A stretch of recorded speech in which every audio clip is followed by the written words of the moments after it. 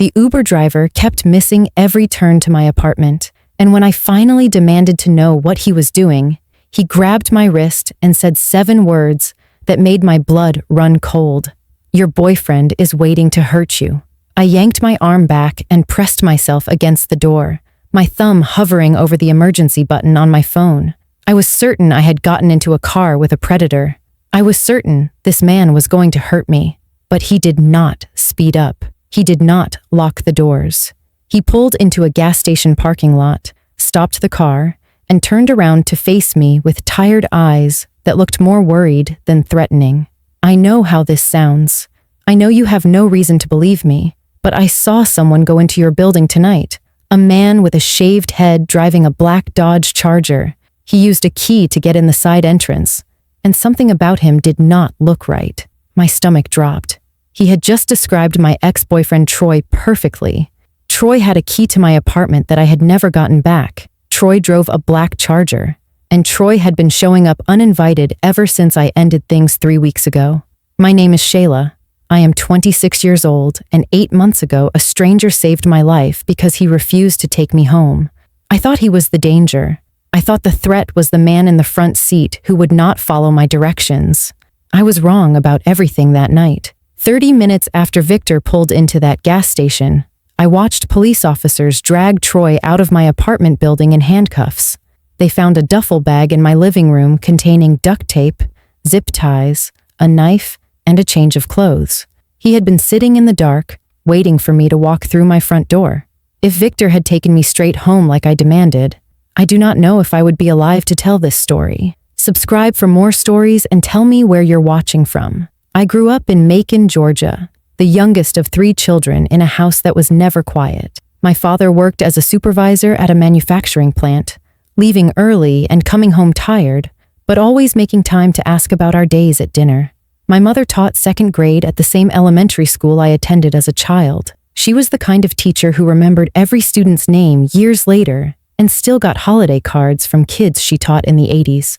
My older brothers Terrence and Darnell were protective in the way brothers are supposed to be, always wanting to know who I was spending time with and whether they needed to have a conversation with anyone. I moved to Atlanta after college to work in marketing. It took me a few years to find my footing, but by the time I turned 24, I had a job I liked at a growing company, a 1-bedroom apartment in a safe neighborhood, and a circle of friends who made the city feel like home. I was proud of what I had built. I felt like the independent woman my parents had raised me to be. I met Troy at a cookout hosted by a mutual friend 2.5 years ago. He was tall with a shaved head and an easy smile that made everyone around him feel comfortable. He worked in sales for a tech company and seemed confident without being arrogant. When he asked for my number at the end of the night, I gave it to him without hesitation. The first few months were everything I thought a relationship should be. Troy texted me good morning every day and called to say goodnight when we were not together. He planned thoughtful dates and remembered small details I mentioned in passing. When I told him about a promotion I was hoping for, he surprised me with flowers the day I got it. When I had a difficult week at work, he showed up with takeout and let me vent for hours without trying to fix anything. I thought I had found someone who truly saw me. The change happened so gradually that I did not notice it at first.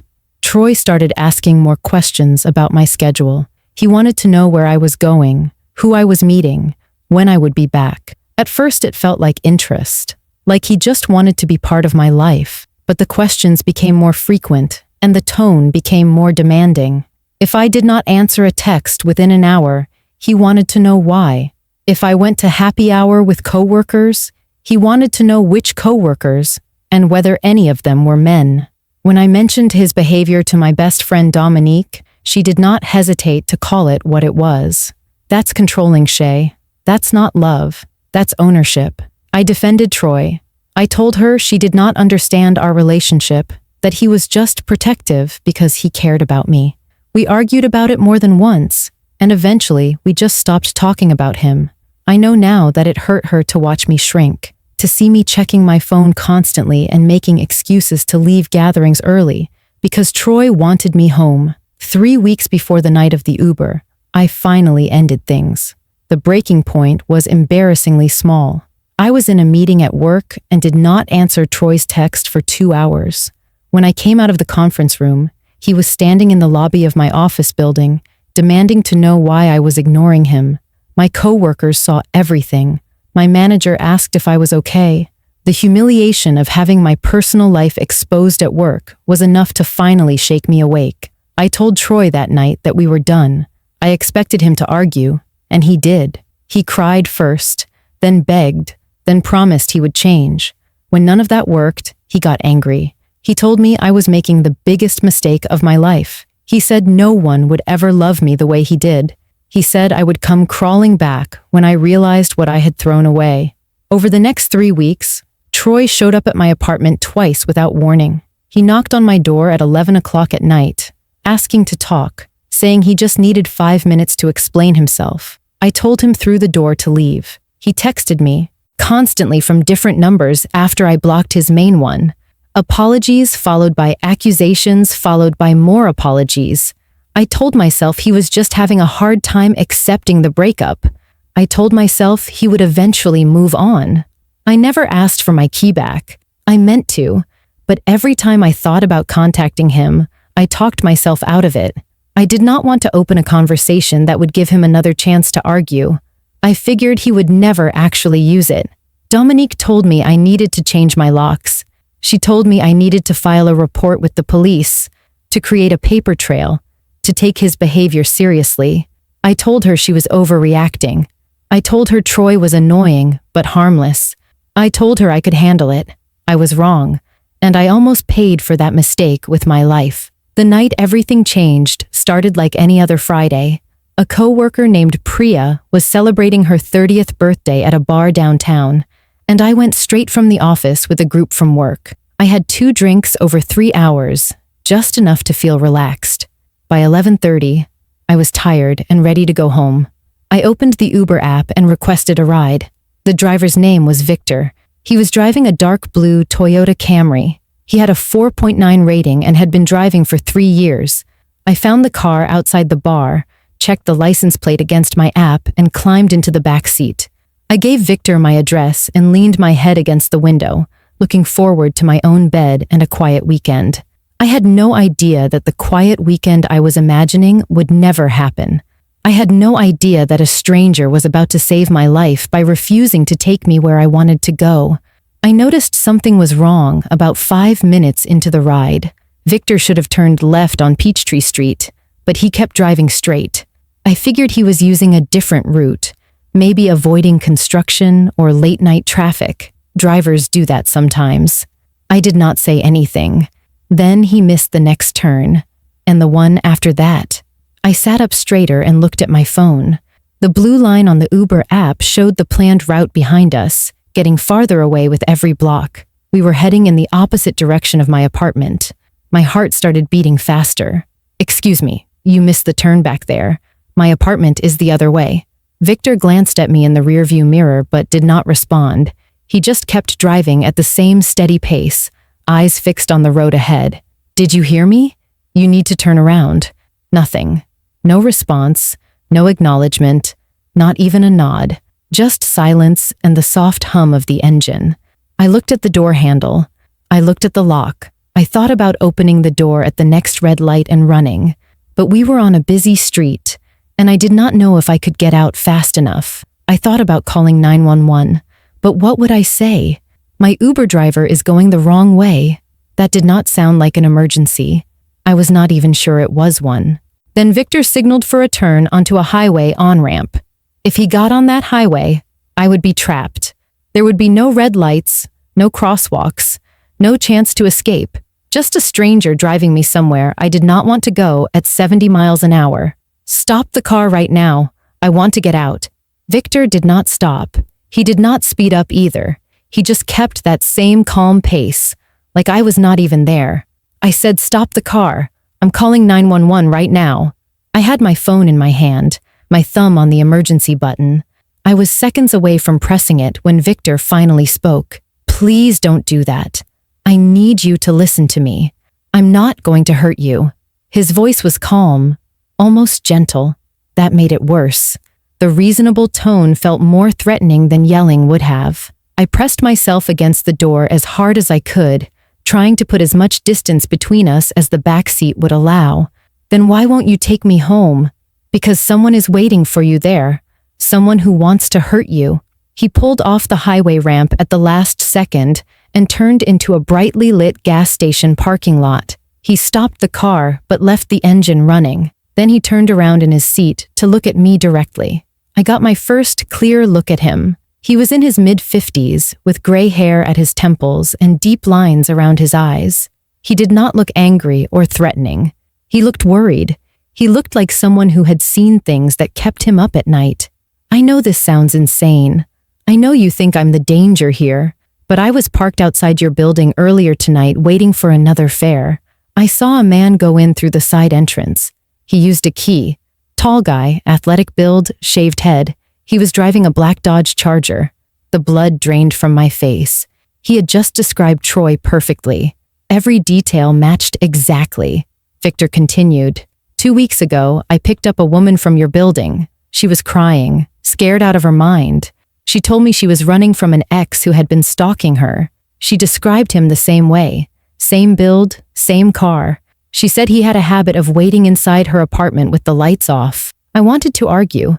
I wanted to tell him he was wrong, that Troy was difficult but not dangerous, that this was all some kind of mistake. But the words would not come out.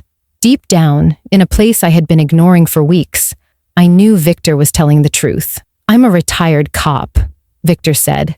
23 years on the force before I started driving Uber. I've seen what happens when people ignore warnings like this. I've worked those cases.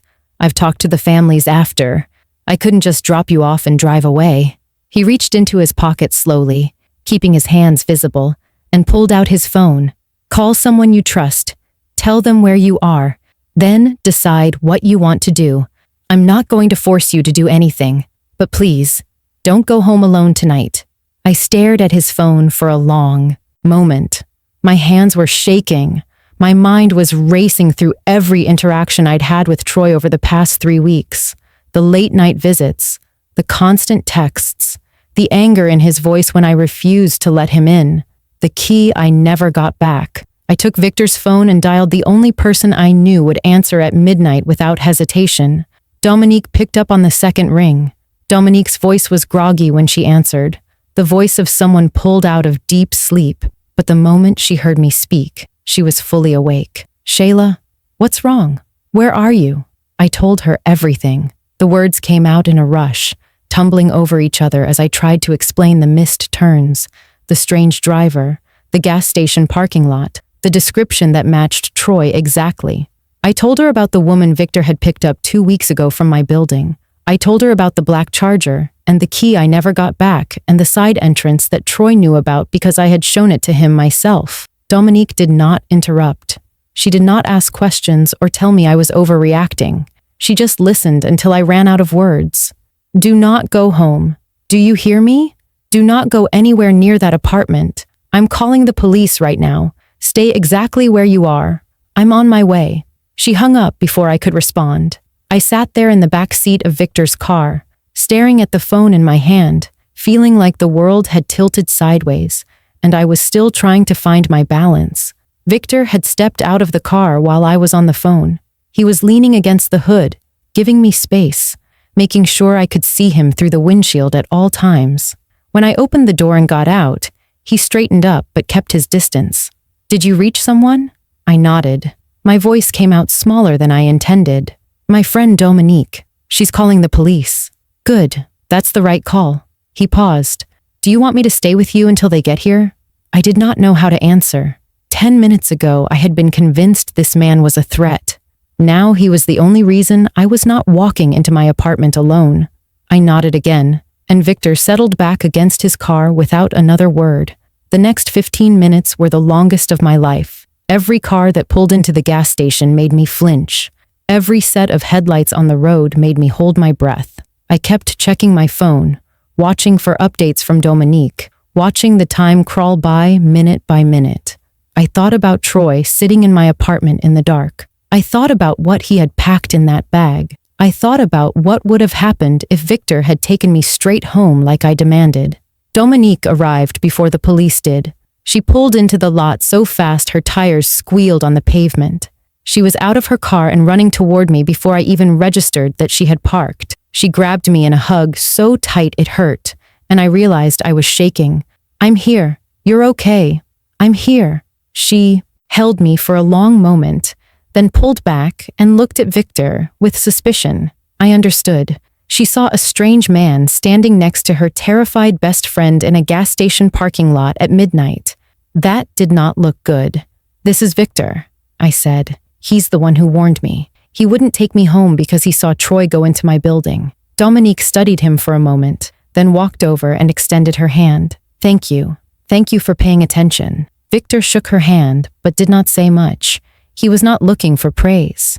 He just looked relieved that I was not alone anymore. 2 police officers arrived a few minutes later.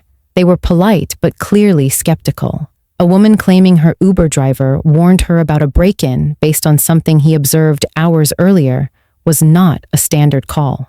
I could see them exchanging glances as I explained the situation, but when I gave them Troy's name and described our history, when I told them about the weeks of unwanted contact and the late-night visits and the key he still had, their attitude shifted. One of them asked me to describe Troy in detail. I told them everything: the shaved head, the athletic build, the black Dodge Charger. The officer wrote it all down. "We'll check the apartment," she said. "Do you want to come with us? Or would you prefer to wait here?" I looked at Dominique. She squeezed my hand. "I want to come. I need to see." We drove to my building in the back of the police cruiser, with Dominique following behind in her car. Victor stayed at the gas station, but he pressed a piece of paper into my hand before I left. His phone number. He asked me to let him know I was safe. The drive took 12 minutes. I spent every second of it staring out the window, watching familiar streets pass by, wondering what was waiting for me at the end. We pulled up to my apartment building just after midnight. The street was quiet, most windows dark, the kind of stillness that usually made me feel safe coming home late.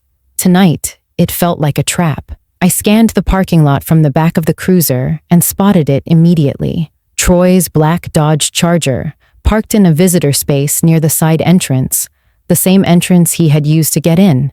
The officer in the passenger seat turned to look at me. "Is that the vehicle you described?" I could barely get the word out. "Yes."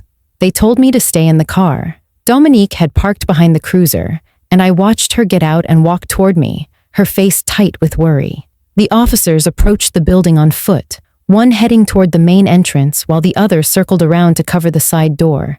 I lost sight of them both as they disappeared inside. Dominique slid into the back seat of the cruiser next to me. She did not say anything. She just took my hand and held it while we waited. My heart was pounding so hard I could feel it in my throat. I kept my eyes fixed on my window on the 3rd floor. The lights were off, just like Victor said they would be. Minutes passed. I do not know how many. It felt like forever. Then a light flickered on in my apartment. I saw shadows move behind the curtains. I heard something that might have been shouting, muffled by distance and glass. More lights came on in neighboring windows as other residents woke up to the commotion. The main door of the building opened and one of the officers stepped out, speaking into her radio. I could not hear what she was saying. More police cars arrived, their lights flashing but sirens off. More officers went inside. Dominique's grip on my hand tightened until it almost hurt. At 12:47 in the morning, I watched 2 officers escort Troy out of my building in handcuffs.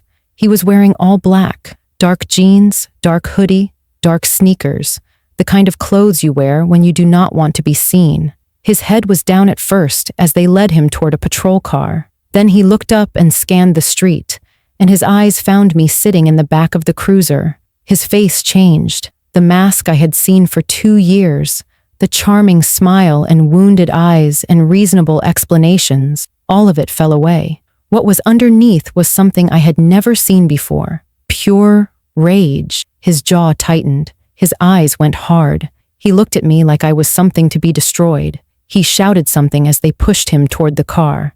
I could not make out the words through the glass. I did not want to. One of the officers put a hand on his head and guided him into the back seat. The door slammed shut and Troy disappeared behind tinted windows. A female officer approached the cruiser and opened my door, Her face was serious but kind. "We need to show you something inside. Are you okay to come up?" I was not okay. I was shaking so badly I could barely stand, but I nodded and followed her into the building with Dominique right behind me. My apartment door was open. Officers moved around inside, taking photographs and placing markers on the floor. The living room looked normal at first glance. My couch, my bookshelf, my television. But then the officer pointed to the corner near the hallway, the dark spot behind my reading chair, where someone could sit and not be seen from the front door. That was where Troy had been waiting. On the floor next to the chair was a black duffel bag, unzipped, its contents spread out for documentation. I saw duct tape. I saw zip ties. I saw a hunting knife with a 6-inch blade. I saw a change of clothes and a bottle of water, like he had been prepared to wait as long as it took. "He was sitting in that corner when we entered," the officer said. "Lights off, door locked from the inside. He had your spare key in his pocket." I stared at the bag and tried to process what I was seeing. Troy had not come to talk. He had not come to beg me to take him back. He had come with tools. He had come with a plan. He had been sitting in the dark, waiting for me to walk through my own front door so he could do something I could not even let myself imagine. Dominique put her arm around my shoulders and turned me away from the corner. "You don't need to see anymore. Let's get out of here." The officer told me I could not stay in the apartment tonight. It was a crime scene now. I nodded without really hearing her. My mind was stuck on that chair, on the image of Troy sitting there in the darkness, listening for my key in the lock. If Victor had dropped me off like I asked, I would have walked right into that room. I would have turned on the light and seen Troy standing up from behind that chair, and then the things in that bag would have been used for what they were meant for. I walked out of my apartment building for the last time that night and did not look back. The trial took place 6 months after that night. Troy's lawyer tried to argue that he had only gone to my apartment to talk, that the items in the bag were for a camping trip he had planned, that the whole situation was a misunderstanding, blown out of proportion by an overzealous Uber driver and a hysterical ex-girlfriend. The prosecutor dismantled every excuse. She showed the jury photographs of the bag and its contents. She read text messages from Troy's phone where he told a friend he was going to make me regret leaving him. She presented evidence that he had researched my schedule, tracked my location through a shared app I forgot to disable, and waited until he knew I would be coming home late and alone. The jury deliberated for less than a day. They found Troy guilty of breaking and entering, stalking, and possession of burglary tools with intent to commit a violent crime. The judge sentenced him to 6 years in state prison. A restraining order was issued that will remain in effect for 10 years after his release. I will be notified when he becomes eligible for parole. I will be notified if he ever gets out. I sat in the courtroom for the sentencing. Dominique was on one side of me, my mother on the other. My brothers wanted to come, but I asked them to stay home. I needed to do this without worrying about anyone else's reaction. When the judge read the verdict and Troy was led away in handcuffs, I did not feel the satisfaction I expected. I just felt tired and relieved, and ready for this chapter of my life to be over. The day after the arrest, I called Victor to let him know I was safe. He answered on the first ring, like he had been waiting. I thanked him again for what he did, for refusing to take me home even when I was yelling at him to stop the car. He was quiet for a moment, then said something I will never forget. "I've been doing this job for 3 years. Most nights, nothing happens, but every now and then, you get a feeling that something isn't right. Most people ignore that feeling because it's easier. I stopped ignoring it a long time ago. I asked if I could buy him dinner sometime, to thank him properly. He said knowing I was okay was thanks enough, but he gave me his address so I could send a card, and we still text occasionally. He checks in on holidays and birthdays. I consider him a friend, even though we have only met in person twice. Dominique let me stay with her for 2 weeks after that night. She never said I told you so, even though she had been warning me about Troy for months. She helped me find a new apartment in a different neighborhood, with better security and a doorman who checks identification before letting anyone upstairs. She went with me to change my locks, update my phone number, and file the paperwork for a protective order. She sat beside me in court and held my hand when I had to testify. I do not know where I would be without her. I spent so much time pushing her away because I did not want to hear the truth. She never stopped trying to protect me anyway. I finally told my family the full story a week after the arrest. I had been too ashamed to tell them while I was with Troy, too embarrassed to admit that I had let someone control me so completely. My mother cried and asked why I had not called her sooner. My father was silent for a long time before he stood up and hugged me without saying a word. Terrence and Darnell both offered to move to Atlanta temporarily, to be close in case I needed them. I told them I was okay, but I let them visit that weekend. Having them in my new apartment, filling it with noise and bad jokes and overprotective questions, helped it start to feel like home. I started seeing a therapist who specializes in survivors of stalking and relationship abuse. I did not think of myself as a survivor at first. Troy never hit me, but my therapist helped me understand that abuse does not always leave bruises. The control, the isolation, the constant monitoring, the fear I felt in those final weeks was real. I learned to recognize the warning signs I had missed, not to blame myself, but to protect myself in the future. I am 27 now. I have a new apartment, a new phone number, and a security system I check every night before bed. I still work in marketing, but I transferred to a different office so Troy cannot find me when he gets out. I go to therapy every other week. I have dinner with Dominique every Sunday. I call my mother more often than I used to. I am not dating anyone right now. I am still learning to trust my own instincts again. What I learned from that night is that dangerous people do not always look dangerous. They can look charming and devoted. They can make you feel special before they make you feel trapped. And by the time you realize what is happening, you have already handed them the keys to your life. I also learned that help can come from unexpected places. Victor had no reason to get involved. He could have dropped me off and driven away, and no one would have blamed him. Instead, he paid attention. He trusted his gut. He made a choice that saved my life. The night Victor refused to take me home, I thought he was the threat. I thought the danger was the stranger who would not follow my directions. I was wrong about everything except one thing. When he grabbed my wrist and told me I was in danger, something inside me already knew he was right.